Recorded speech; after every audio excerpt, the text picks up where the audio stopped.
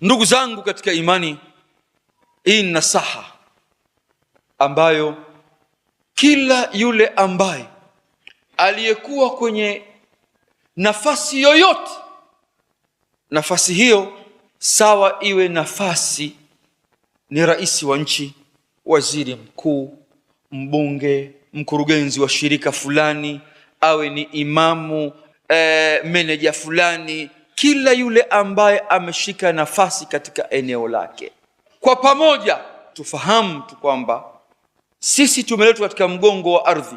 Allah ametupa mitihani, kila mmoja anapewa mtihani kadri ya imani yake mwenyewe.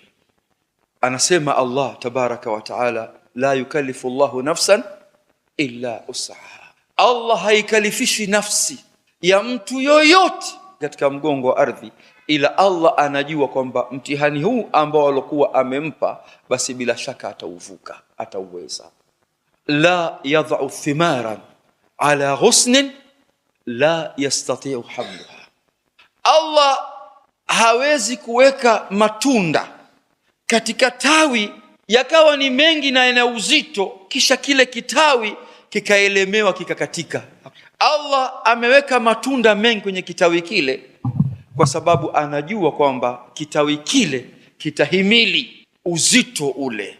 Kutokana na hayo, kullu mas'uliyah, kila majukumu alqaka Allah fi atiqika anti laha, kila jukumu ambalo Allah tabaraka wa taala alokuwa amekubebesha katika mabega yako, basi Allah anajua kwamba unaweza. Wa kullu ma'raka, na kila changamoto ambazo zinaotokea, fi ghimariha, katika jamii, katika mujtamaa, katika nchi, anti laha, Allah anajua kwamba wewe unaweza kutatua changamoto hizo.